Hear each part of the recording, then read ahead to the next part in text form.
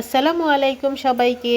কেমন আছেন সবাই? আশা করি সবাই ভালো আছেন। সকাল সকাল রেডি হয়ে বের হয়ে গেলাম। দিক দিয়া ছোট ছেলেরে রেডি করে নিলাম। উনি আজকে স্কুল ড্রেস পরছে না, তো স্কুলে উনি যাইতে চাইতেছে না, বলতেছে উনি নাকি বাজারে যাবে, স্কুলে যাবে না। তারপর উনার একটা ঝাড়ি দিলাম, আর যাইতে যাইতে এই যে বাজার ফারুইয়া তারপর স্কুলে যাওয়া লাগে। সকালবেলার আর কি মাছ তরকারির বাজার ফারুইয়া তারপর উনার স্কুলে দিয়াওয়া লাগে। এখন বেশিরভাগ সময় দেখা যায় বাজারের মধ্যে মনে করেন পুরুষের থেকে মহিলার সংখ্যাটাই বেশি, কারণ ওই যে আমরা প্রবাসীর বউ, আর বিশেষ করে তো পুরুষ মানুষ কাজের ক্ষেত্রে বাহিরেই থাকে, যেই কারণে এই যে মহিলার সংখ্যাটা একটু বেশি দেখা যায়। যেমন আমিও প্রবাসীর বউ, এই যে বাড়িতে পুরুষ মানুষ নাই, সব কাজ আমারই করা লাগে। এই যে বাজার থেকে দইরা ঘরের যাবতীয় কেনাকাটা সবকিছু কিন্তু আমারই করা লাগে। এরকম কিন্তু সব আপুরার ক্ষেত্রেই। তো এদিক দিয়া যাইতে যাইতে দেখলাম এক ভাইজান দাঁড়াই লইছে, উনি আবার আমার একটা নির্বাচনের কাগজ দিয়ে দিল। বড় ভাইজানের থেকে নিয়ে নিলাম, আর এই যে মাছের বাজারটাও একটু দেখাই নিলাম। তো হাঁটতে হাঁটতে যাইতাছি, আর উনি যে কাগজটা দিল না, এইটাও একটু দেখাইতেছি। আমাদের ব্রাহ্মণবাড়িয়া নবীনগর আসনে উনি দাঁড়াইছে আর কি। তো ওনার মার্কা কি রিক্সা মার্কা, উনি কৃষ্ণনগরের ইউনিয়নের চেয়ারম্যান। তো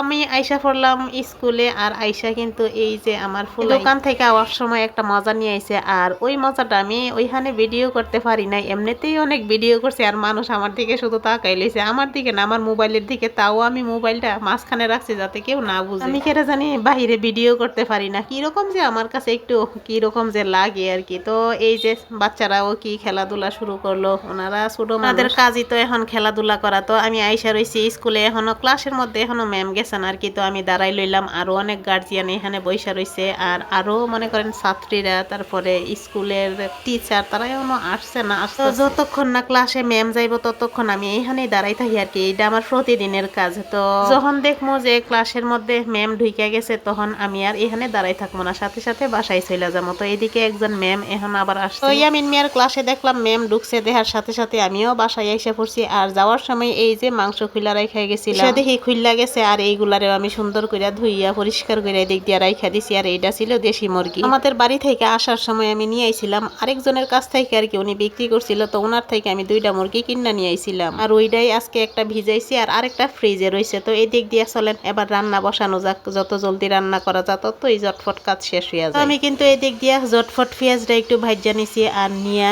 এই যে মশলা দিয়া সুন্দর করে কষাই নিতেছি। এখানে কিন্তু আমি বাটা মশলা ব্যবহার করছি, আর বিশেষ করে আমি বাটা মশলাটা একটু খাওয়া পরে বেশি আর কি। ব্লেন্ডারে এত একটা মশলা করা হয় না, যে সময় করি একটু বেশি বেশি করলে ফ্রিজে রেখে দিই, আর অল্প একটু করলে ফাটার মধ্যেই করি আর কি। আর বিশেষ করে আমি ফাটার মধ্যেই মশলাটা বাটাবাটি করি বেশি, এই ব্লেন্ডারে এত একটা মশলা বাটাবাটি করিও না, আর ফ্রিজে রাখিও না। তো আমি কিন্তু এই দিক দিয়ে এই যে সব ধরনের মশলা দিয়া সুন্দর করে মশলাটারে কষাইও নিছি, আর সাথে কিন্তু এই যে মাংসটারেও দিয়া দিছি। এখন এইটারে একটু নাড়াচাড়া কইরা সুন্দর করে ঢাকনা দিয়া তারপর ঢাইকা দিই। আমার ভিডিওটা দেখতে দেখতে যারা এতটুকু আইসা পড়ছেন, যদি আমার ভিডিওটা ভালো লাগে দয়া করে আপনাদের কাছে আমার একটাই রিকোয়েস্ট, একটা লাইক কইরা যাবেন, আর সাথে সুন্দর একটা কমেন্ট কইরা যাবেন। আর আমার ভিডিওটা যদি ভালো লাগে, তাইলে আমার নতুন বন্ধু যদি হয়েছেন তাইলে অবশ্যই একটা সাবস্ক্রাইব কইরা যাবেন। আর পুরান বন্ধু যারা আছেন, যারা আমারে সাবস্ক্রাইব করছেন, তাদেরকে অনেক অনেক অনেক অনেক ধন্যবাদ। তো এই দিক দিয়ে আমি কিন্তু তরকারিটারে কষাই নিতেছি, আর চুলার আঁচটারে একেবারেই কমাই দিছি। এদিক দিয়ে দেখছেন তেলটা কিন্তু উপরে বাইসে উঠতেইছে। ভাবছিলাম কিছু আলু দিমু,